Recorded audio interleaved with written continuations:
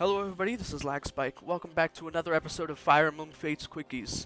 I'm finally able to record another episode after what feels like such a long time, and I'm excited to get back in the swing of things. Before you get your hopes up too much, I am in the middle of exam season, so this is probably going to be the only video for a little bit. However, I'm going to try to make up for it by making it as good of a video as possible. So, right now, we're looking at Chapter 17 of Conquest. This is one of the hardest maps in the game, and probably even in the entire series. Most of the enemy populace is made up of extremely fast ninjas and master ninjas, and the rest of it is made up of other pretty fast units like samurai and sword masters. The only, really quote-unquote slow enemies on this map are the mechanists here and their automaton, and even then they have some sort of either have some sort of bulk effect or some sort of offensive effect to allow them to deal more damage to you or take less damage. To add to this trouble, every single ninja on this map on Lunatic has Poison Strike, and every single Master Ninja has Poison Strike and Grizzly Wound. In addition, enemies have some assorted skills. Every single enemy on this map, including like the Shrine Maidens and stuff, has Lock Touch, and the reason for that we'll get into soon. Aside from those skills, there's also some ninjas have Vantage. Some of these automatons have Elbow Room. Some of the mechanists have Indoor Fighter, that's Awakening, sorry. Natural Cover. One of them actually has Life and Death. A bunch of these Sword Masters have Lunge. One of these Samurai have Quick Draw. It's just, there's just a lot of enemy skills that you need to be careful about. Now, and also one of the Master Ninjas, I believe this guy right here, has Movement +1, which is kind of sick. Now, the issue with Poison Strike and Grizzly Wound, obviously, is that it makes it so it's really, really hard to tank. But none of these effects go off if you kill the enemy before the combat is over. So this is basically the game telling you, you better make your player phases count, otherwise you're going to be in for a world of hurt. Every enemy on this map is very powerful, but that's also kind of a double-edged sword in Fates, because the stronger the generics are, the better they are for us to capture. This guy, in particular, is an excellent capture, and if you're not completely full on deployment slots like I am, I would definitely recommend capturing him. And even though I am full on deployment slots, I'm still going to capture him. This Life and Death mechanism is also a fun capture. If you want a Lunge Swordmaster, go for it. However, I mean, if you really want a Lunge guy, then you could probably have just captured the Armored Blow guys on Chapter 11. But still, these guys join at a higher level, so you don't have to level them up, and they have S-rank weapons. There's also this Quick Draw Samurai, who's pretty fun to use. Other than that, if you really need a staff user on like an Iron Man, the Shrine Maiden, obviously. Other than that, there's not really too many units to capture. That's not even half of it, by the way, when it comes to threats on this map. There's Caltrops right here, if I can zoom in, all across the floor. And in addition to reducing your defenses by 3, giving you -30 avoid, and dealing some chip damage to you, they also have some terrain penalties that makes it so that it's harder to traverse them.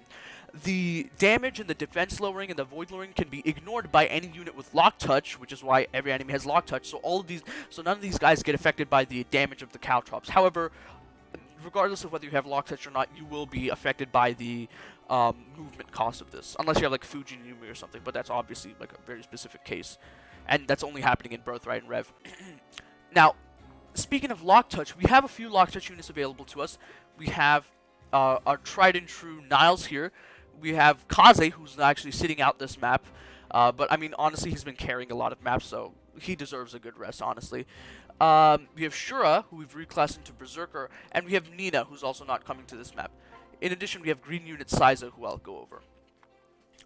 Every unit that has Lock Touch, if you stand on top of the Caltrops of the Lock Touch unit, you can disarm them, getting rid of them, which is really helpful and lets you move unimpeded. However, I wouldn't actually recommend always disarming whenever possible, even if it's safe, because Sizo's AI is basically, if there's Caltrops in range, he'll go for that. And if there's enemies in range, that's the main priority. After that's Caltrops, and after that, he's trying to move towards the boss. After all the Caltrops and all the Caltrops and stuff are gone, then he'll go and try to fight the boss. So, if there's a set of Caltrops that are kind of annoying for your movement, but not too much of a hindrance, I would suggest actually leaving them up, so that if you end up being able to herd Sizo in that direction, he spends an extra turn dealing. So, there's 2 chests on this map. This one right here has 5,000 gold on it, and this one has a Master Seal on it. The Master Seal isn't super relevant anymore, but for most playthroughs, but considering that I still have Selena, Percy, Sophie, and Baruka all not promoted yet, and Nina if I'm ever planning on using her, but I'm probably not. The Master Seal will be pretty helpful. The 5,000 gold, I mean, gold is gold. It helps us refund the amount of tonics that we have to buy for this chapter as well, so that's nice. Now, let's move on to the Dragon Veins. There's a bunch of Dragon Veins on this map, and there's a ton of these like little choke points right here, like here, here, here, here, here, and half of them are always up at any given point in time. And you can switch which half of them are up by using the Dragon Vein. So if I pop this Dragon Vein, this would go down, one would come up here, this would go down, one would come up here, and this can allow you to pick and choose which way the enemies are able to approach you from and let you like streamline the direction in which you approach this map. It's a pretty cool Dragon Vein setup, and honestly I think it's a very good use of Dragon Veins. And in the center, there's this really annoying Silent Shrine Maiden. Because you're going to be taking chip damage, this Silent Shrine Maiden is kind of an issue. So, you would normally want to try to keep Felicia out of her range. However, we have Kumagera and Camilla on this map, and each of them have actually a tome in their inventory, even though neither of them are going to be using the tome. It's because Felicia has so much res and so much luck that it's actually, the Shrine Maiden is actually more willing to target target Kumagera and to a lesser extent Camilla, because Kumagera is 100% hit rate because he has no luck and no res. Camilla less so, but she's still much easier to hit than Felicia. So if you put them in range of the Shrine Maiden, she's going to be more inclined to do that. That's just something to keep in mind. I already talked about Saizo, but one of the last things we're going to talk about is Kotaro. This is an FE6 boss right here. 50 Avoid, Duelist Blow, Trample, Grisly Wound, and he has Silver Shuriken and Flame Shuriken, so if you have a unit with big defense but not much res like Xander, he's still going to eat shit. Be careful with him. The most reliable way to take care of him is with either with a Certain Blow unit, and that means either using Kumagera, using one of the Chapter 16 Certain Blow Berserkers, or eventually, towards the later part of this map, Niles is going to have Certain Blow, so we're going to be using him to kill Kotaro. Keep in mind, there's a couple of reinforcements. There's a bunch of ninjas that spawn here. There's some mechanists and automatons that spawn here, and there's some sword masters and samurai that spawn here. We're probably going to be able to dodge this reinforcement zone, but the others you do have to be careful about.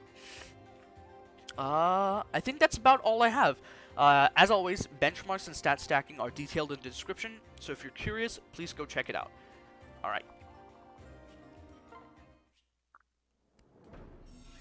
So our main MO on this map is that we have 3 different couples at an A support. Peri and Keaton, Laslow and Selena, Leo and Azura. Our main goal, other than to blow up and then act like I don't know nobody, is going to be to make sure that they can get their max number of support points. Other than that, it's just the typical, play it safe while trying to make sure all our units get about an equal portion of the EXP pie. In particular, though, we want to try to get Shura here as much EXP as we can. We want to get him 1 to 3 level ups like as soon as possible, ideally like before we enter Hoshido, so that's going to be chapter 22. Before chapter 22 we want to try to get him as many level ups as possible, because that'll get him HP plus 5 gamble, which we don't really care about, but also like rally strength. HP plus 5 is definitely the biggest one, and and that's really the main reason why we reclassed him. It's just a coincidence that Kumagera really wants to have a Berserker friend that he's paired up with, so that he can get one-hit KOs with Tomahawks on player phase against these Master Ninjas. It's just a pleasant coincidence. So the first thing we're going to want to do is get the weakest of our 3 A rank couples their first couple of combats. I'm going to move Laslow to this top tile right here. He's going to have his bow equipped.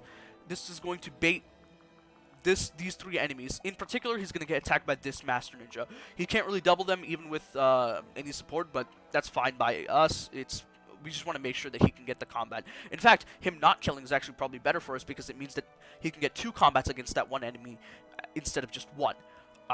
So we're going to have him stand here, and we're going to actually perform our first ever shelter chain of this entire playthrough. I know it's been kind of odd. It's kind of odd that we've never used it, but we're going to use it now. If you don't know, shelter chaining is a method that allows you to dance with Azura more than 1 time in a turn.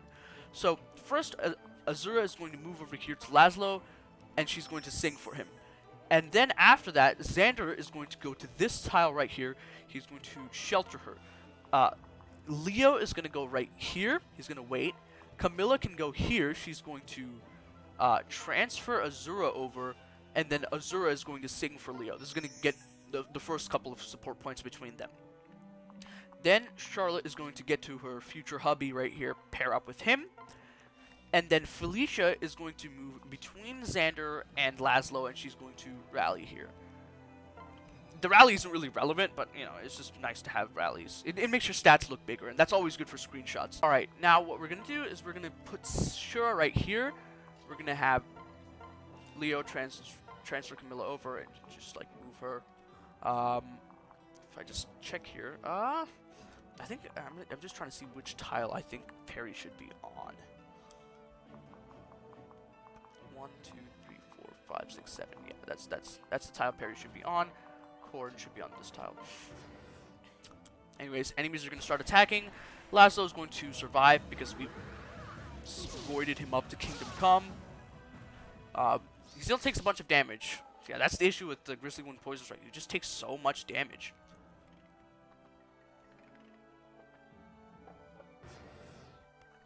Yeah, Size is going to be baited over to taking those Caltrops.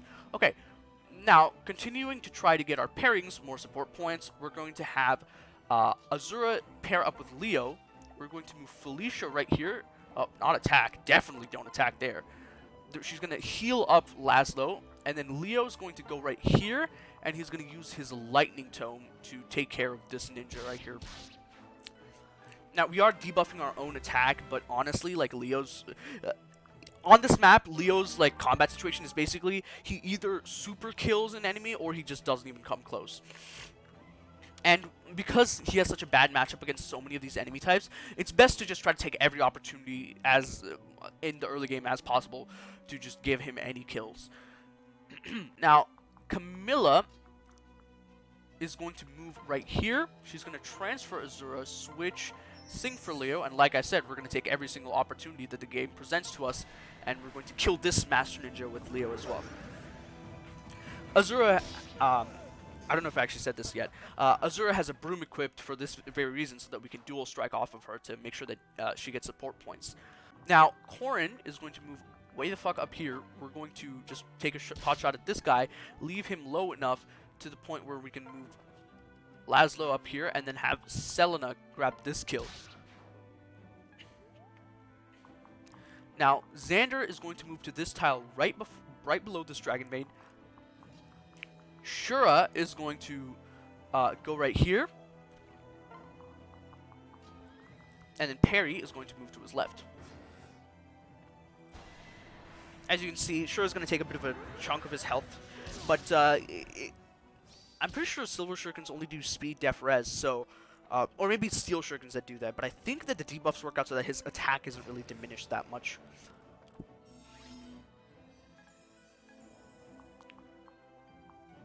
Let's take a look at the Silver Shuriken debuffs. Speed, def, res, yeah. So, like, right now, I guess he can't double regular ninjas, which he can, by the way, normally, but that's not too much of an issue. Anyways, now what we're going to do is we're going to have Felicia walk up slowly right next to this guy and heal Shura in his face, just disrespectfully. And then Shura's gonna go right here. We're gonna switch to Kumagera, and Kumagera's gonna shatter this dude's skull in half. And then Corrin's gonna go over to this tile right here. We're gonna switch and we're gonna disarm. This map is all about. This map is just like Chapter 10. It's all about proactive engagements. You could wait for these enemies to come to you, but they have such good player face. The player face that these enemies have is way better than your player face is ever going to be. Their player face is way better than your enemy face is ever going to be. So your only option is to handle them as proactively on player face as quickly as possible. Now, Xander's going to stand right next to this ninja. He's going to have his Javelin equipped basically for the entire map because it means that he doesn't have Weapon Triangle disadvantage against the ninjas. And when you have Weapon Triangle disadvantage against the Master Ninjas, they get a bunch of extra free attack. They get like +6 attack or something. So the benchmark's a lot easier to hit when you have a Javelin equipped. And then we're going to have... Where's Peri? We're going to have Peri Go right here, equip her Javelin. She's going to be baiting this guy right here. It's not a guarantee that she hits him, but honestly, it might even be better for us if she doesn't hit him, because it means that we get more support points off them. But regardless of what happens, she's going to get more support points with Keaton. Then we're going to have Leo go right here, one time, right here, and then we're going to have Azura sing for him again. Again, this is just for gaining support points. We are kind of somewhat wasting Azura right now. However, you don't have to worry about that because, like, by like turn 5 to turn 6, their support points are going to be done, and Leo's basically going to be just ferrying Azura around so she can dance, sing for other people. Finally, this Master Ninja right here is going to get baited by Laslow. Such a big deal. It was at this moment that he knew. He fucked up.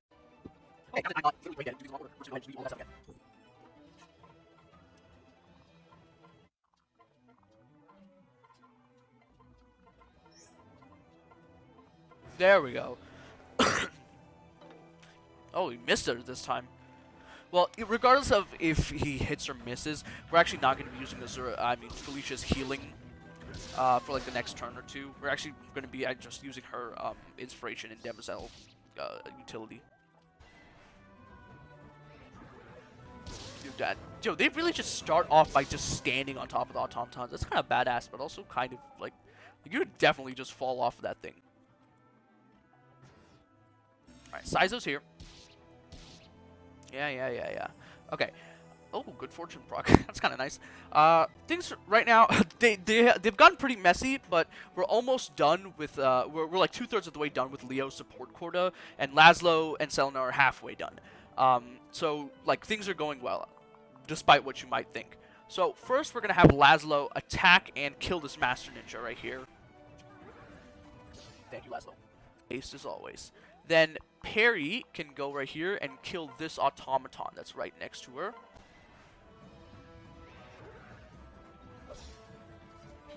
Nice dodge. Not necessary, but still nice. Okay, right now, if you look here, Laslow is in range of this Master Ninja that will absolutely destroy him. But we have Dragon Veins that we can use to avoid this. First, Leo is going to move right above Azura, and we're going to use this Calamity Gate to finish off this Mechanist. This means that this leaves us with only one combat required for them to finish off their support gains. Before we use Azura to pop this Dragon Vein, we need to make sure that Felicia and Kumagera move out of this area right here. Otherwise, they're going to get trapped in there, and it's going to take them a lot of turns to get back out. And we don't really want to do that. Felicia, we're going to move her right below where Niles is right now. She could have gotten silenced again, but we're not going to be using her for her healing right now. She's just here to be Inspiration Demoiselle bot. And the rally is never necessary, but it looks nice, so. Kumagera should go right here, and he's going to try to kill, he wants to take out one of these. And if you have a Master Ninja in range, that's even better. You might think that, considering that we're trying to give Shura EXP, we should try to save the Master Ninjas for Shura, but honestly, it's not really worth it. The regular ninjas give him like 13 EXP on kill, and the Master Ninjas only give him like a dozen or a bit more EXP than that. So, like, and they're much harder for Shura to kill, whereas Shura can one-round the regular ninjas. So it's much better for you to just let Shura handle regular ninjas. Then, Niles is going to go right here, and he's going to take out one of these guys. We're trying to get Niles to level 5 by the end of this map, and we're going to be able to get him to level 5 because he's, like, very useful on this map, so we don't have to worry about that too much. Finally, now that all of that is done, we're going to have Azura pop this Dragon Vein. This is going to save Laslow. Now, it is going to open her up to attack from this Mechanist, but it's nothing that she can't take. She's put on some bulk recently, and you know what? That's based. We're going to have Selena, like, she's on Caltrop, so regardless, she's going to take damage. So we're going to have her move below Laslow just to prepare them for next turn. And then Xander can take a... Xander, in this situation, can take a pot shot at any samurai. You really don't want him taking attacking any ninjas on this map on player phase unless he has really good accuracy and you're willing to risk it. Because if, let's say, I attack and I kill this ninja, that's great. That's another ninja gone. If I attack and I don't manage to kill this ninja gets to attack me, my defense gets lowered, and now I'm in range to the point where other enemies can attack me, and it just becomes a massive dog pile and he'll die. But the samurai are fair game because they don't counterattack. Now, as I said, again, the Shrine Maiden likes to target Kumagera instead because he's easier to hit. Saw from Saw 5 is going to attack, and he does basically nothing. Something that might be helpful if you're able to remember is that saws only debuff your attack. Saws and big saws, they only debuff your attack. Regular saws do, nice little crit there, Niles. Saws do -4 to strength and magic each, and big saws do 8 and 8, I think. Ooh, nice strength level up. HP as well, you'd love to see it. Even Niles' bad level ups are his good level ups, man. Dude's built different. Again, as I said, Azura's going to take some damage, but she'll be fine. Now, sorry, if you just give me a moment here. So, we are on turn 5. Right now, after what they've done, Leo's combat requirements are over, and he's just going to ferry Azura for the rest of the map, unless we really need his help.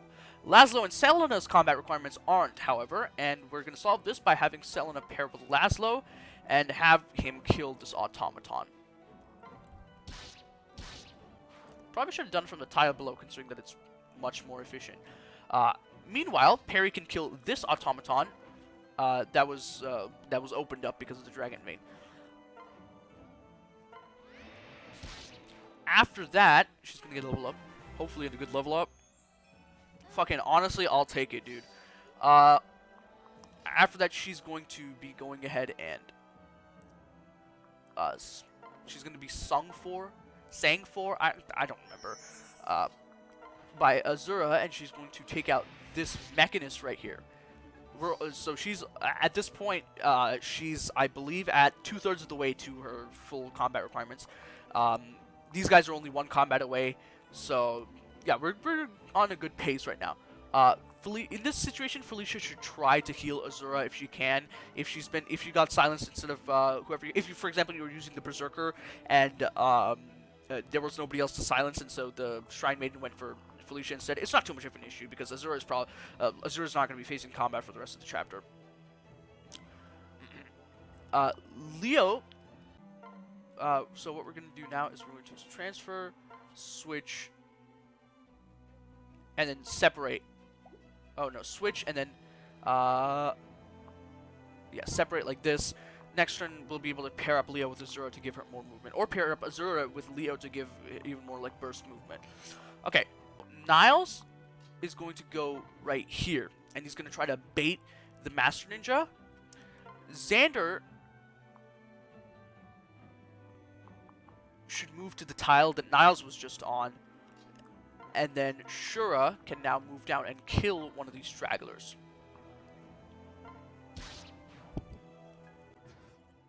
Ooh, nice miss.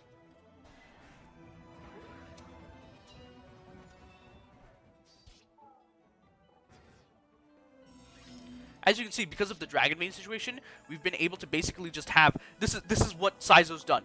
Go here, disarm, go here. Go here. Oops, the Dragon Main got popped. Go back, go back. So we're able to waste his turns a lot, very effectively like that.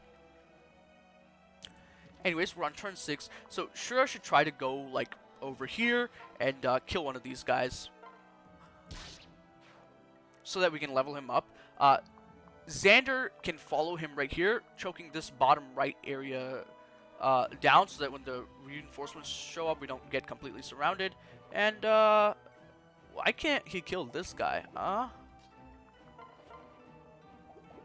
What the hell? Oh, elbow, right.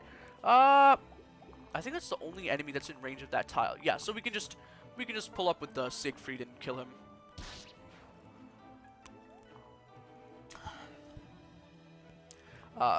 Laslow, where is Laslow? We can pair Leo up with Azura. should have Laslow go here, and he should rally for Peri. Now what we can have is Peri can go here, take a shot at this guy. That's annoying, but you know, you do what you can. Then you sing for Peri.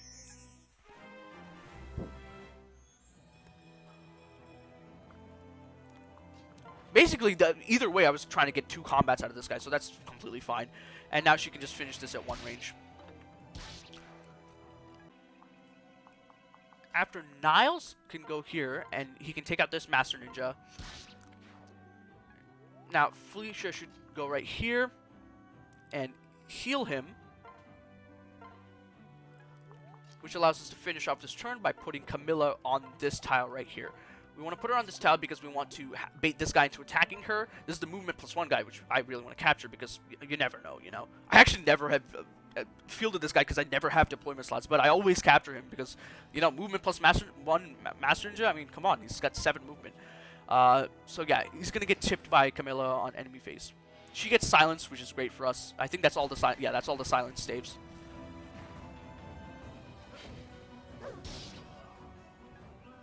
Nice. She also dodged, so which means that her stats don't get debuffed. She still takes the damage from Poison Strike Grizzly Wound, but we don't have to worry about that. Alright. Okay. Now, Leo and Peri are done with their support points, and Laslow is 2 combats away. That's the goal of this turn. This left corridor of reinforcements, while it's a bit of a concern, it's not super threatening because we have a little alcove right here that we can just hide in.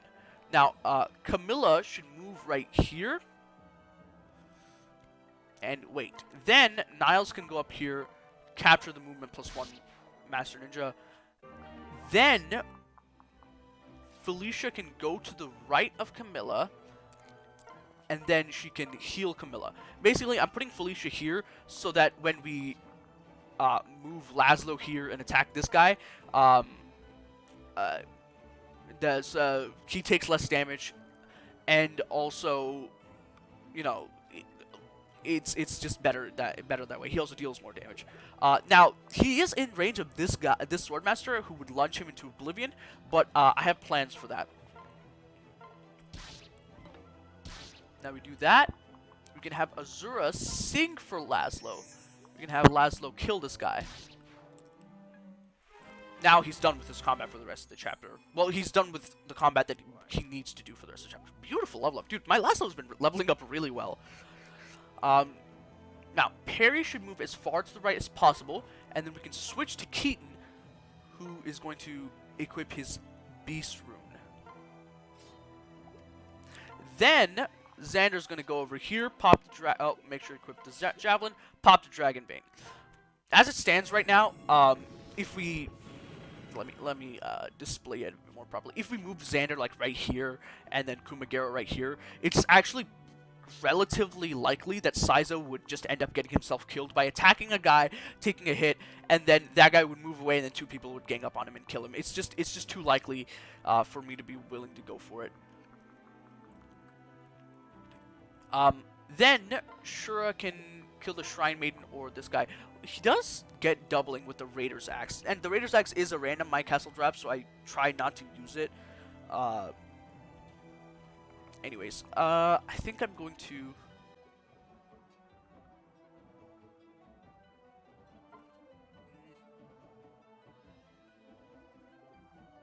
Oh, Saizo can't... Wait, hold on. 1, 2, 3, 4, 5, 6. Saizo can't attack that guy, so we don't have to worry about Saizo stealing our kill on this. So basically, I'm going to have him almost killed. You might be wondering why I have him stacked to not quite kill. This is actually... It's actually because I forgot, but like once I was like prepping for this chapter, I realized that it's actually really good because all we really need to make sure that he does kill is have Felicia in range with her inspiration, and regardless of what we do, whenever we want Kumagera to engage in combat, we're probably going to have Felicia at least somewhat close by. So this makes it so that we can dictate when we want to feed Master Ninja kills to Shura, and when we want to feed Master Ninja kills to and when we don't want to worry about that and just give the Master Ninja kill to Kumagera. I'm just gonna attack this guy, this Shrine Maiden. Shura's gonna take some damage here from the, like, 14 damage or something, 15 HP, dear God. Now the Saw guy tries to attack Niles, it's not too much of an issue.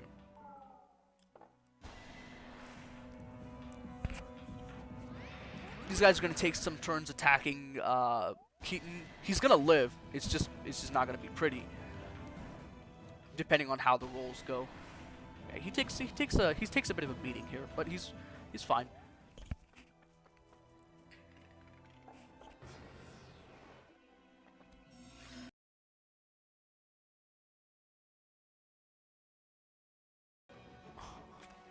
Alright, sorry about that. My fucking recording crashed and I had to like reset some stuff. Anyways, we're back to this position here. If I go here, yeah, so let me pull up my fucking script again. Yeah, Kumagera and Shura are in a bit of a pickle right here. Wait, what turn is this? Yeah, Kumagera and Shura, you know, they're in a bit of trouble right here, but it's not as bad as it looks. Well, first of all, at this point, Xander is just like has trapped them in here with him, and he can just take pot shots at these guys for the rest of his life, basically. Like we're fine. Now, and Keaton as well here looks like he's in a really shitty situation, but it's not. Again, it's just not as bad as it looks. Number one, we can kill this guy with the steel bow. Number two, we can set up Peri with a shield gauge. Normally, this guy would absolutely destroy her. Actually, she survives one Armor Slayer hit, but that's not the point. Normally, this guy would really kill her because he has an Armor Slayer, but she has a shield gauge now, so we don't have to worry about that. Okay. Kumagera should go here and almost kill this guy. This is so that Shura can take the kill. I actually didn't mean to stack him to the point where he doesn't kill without any support. But when I saw that he was like that and I like messed up the calcs, I was like, actually, this is for the best because I can just determine when I want to let Kumagera just take the kill or when I want to feed the kill to Shura, depending on whether Felicia is there or not with her, Felicia or Camilla if with Rose's Thorns. Camilla can then attack this automaton right here at 2 range, kill it. Niles can go take the 5,000 gold from this chest. Then Leo and Felicia should just head in this general direction. Go here.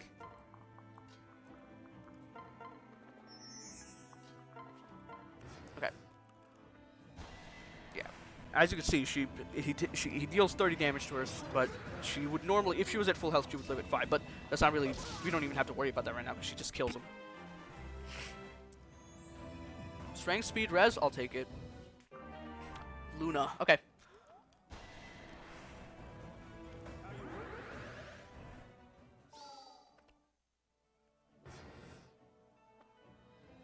Yeah, okay. Now, it looks like here, it looks like things have gotten even worse and Kumagera is basically dead. But this is just not true. We can attack this guy with this Raider Axe. Now, Raider Axe is, again, it's a random castle drop, but it's like I think like 5% more reliable than just using the Bronze Axe, so you can just do either. Oh, okay. That's nice.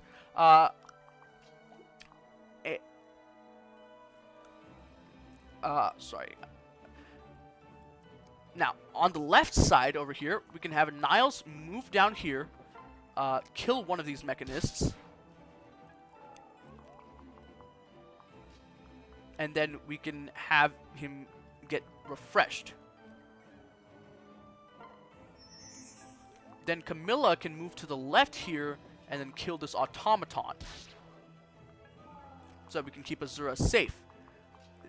Then we can have Niles move all the way over here and kill this mechanist. Probably should attack with the killer bow. If you're ever in a combat where you do kill, but you might take some extra damage or lose your shield gauge, always use the killer bow because you never know. You could just get that crit and then you don't have to worry about that. What am I gonna? Just check the balance now. Felicia can basically do whatever, so I'm going to transfer here, switch, separate over here. And these guys' job is to just get the fuck out of here as fast as possible. At this point, the map is basically done. We're just waiting on we're just waiting on Niles to be able to take care of some of these. We're just waiting on being able to take care of this squad of enemies that Shura and Kumagera are facing right now, and then after that we'll be able to just get Niles a good enough backpack. In this case, it would be Keaton, and then we will be able to kill the boss. So what we want to do is we can have Kumagera go here. He can Oko this basic ninja. Get his level up. Ooh, good level up. Seal res. Gira, time for Gira to comment. Best skill in the game, guys. And then Niles can kill one of the ninjas that's close by. In the meantime, we can have Felicia move over here as close as possible. Go here. She's in range so that she'll give Damsel Inspiration to them. As it stands, this Master Ninja just does not kill Kumagera. And we're going to be basically milking that fact for all that it's worth.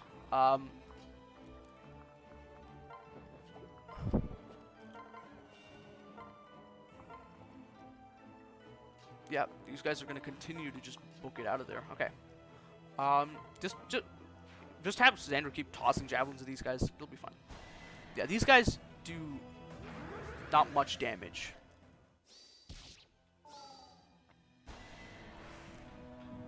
I think those guys do 0 damage to Kumagera. Yeah, they do because he's taking 4 less damage right now because of Felicia. So.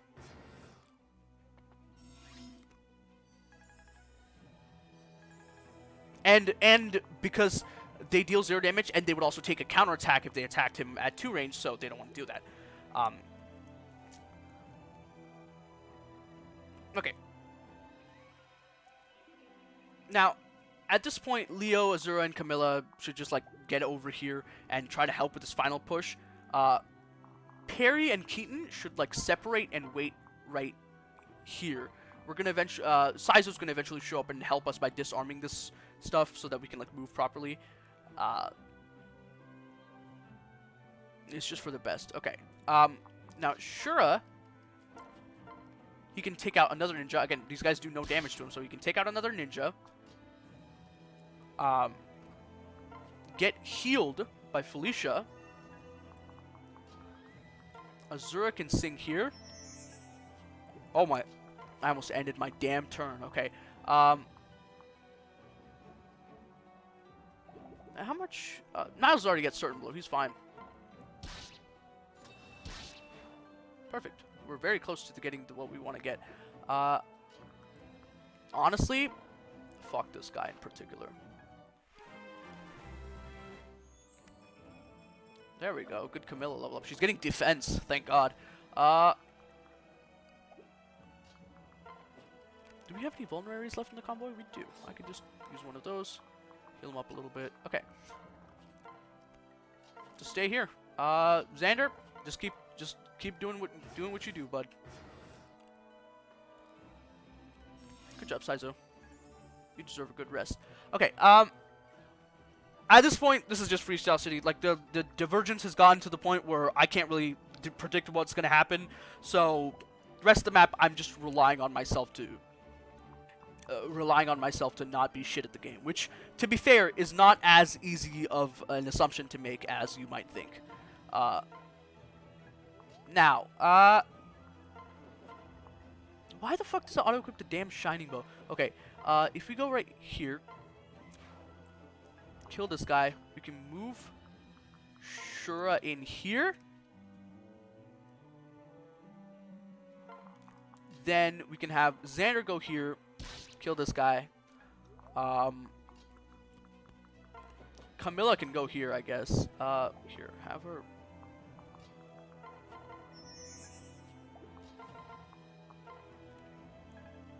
Have Camilla go right here so that she can give Rose's Thorns to both those people.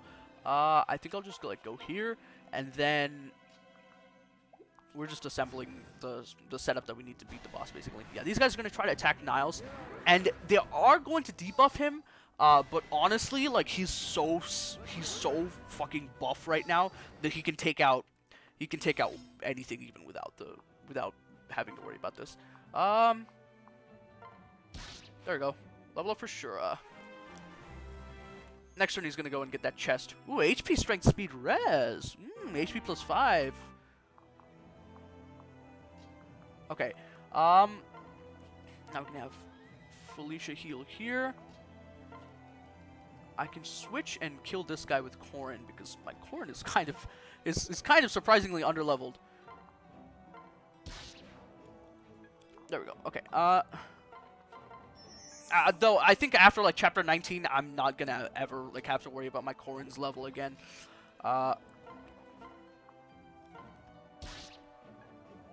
Okay. I mean, if I can get Xander to Defender, that's even better. Okay. We go here, switch to Niles. We separate Corrin out because Corrin is not going to be backpacking Niles. In this general area, we need Camilla, we need Leo, we need Azura. We want Laslow and Selena, and then we want like Keaton to be like right here.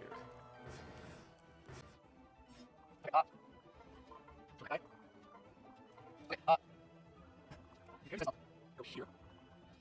I just read this one. Move here, right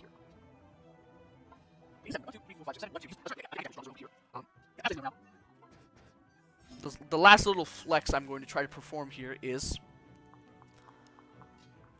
basically we go here. I'm going to, if this lunge doesn't work, I'm going to abandon this plan.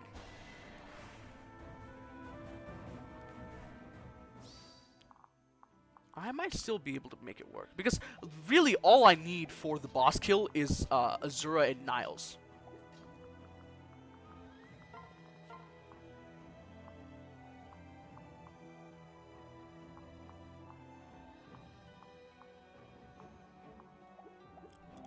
Suffering from success.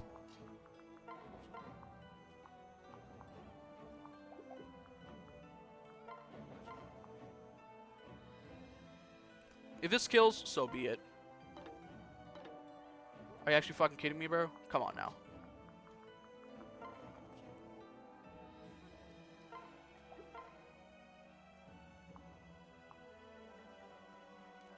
Oh, this is perfect.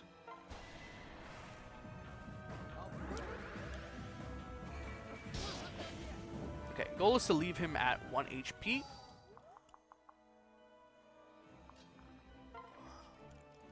And have Leo right next to him, and then try to give the kill to Selena. Alright, there we go.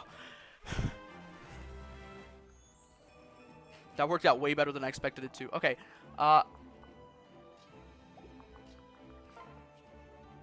just checking to make sure that I'm not put everybody in just hell. Okay. Whew. That was close. This chapter always gives me a bit of a rush when I'm playing it. I love it.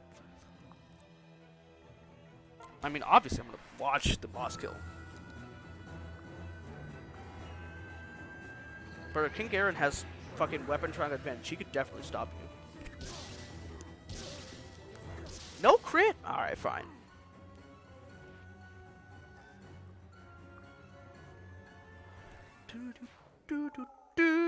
Oh my god. 15 turns. Damn, that's pretty good pace for me. Peri and Keaton MVP. Yada yada yada. We kept Sizo alive, so he's gonna give us Speed Wing. I don't really know who the fuck to give the Speed Wing to. It's probably gonna be like if Peri keeps like being so middling to low on speed, it's probably gonna end up being Peri. But I mean, like, to be fair, like we have Xander and Leo in the party, so like it's probably gonna be going to one of them. Anyways, that's gonna be it for this episode. I hope you guys enjoyed. If you did enjoy it, please leave a like. Subscribe if you want to see more, you know, Fates content semi-annually. You know, just and leave a comment if there's anything in specific you would like to see. You know, bells obviously there for notifications if you're into that kind of thing. I respect it. Don't get me wrong. Yeah, that's it. That's all I have. Thank you for watching. I'll see you next time.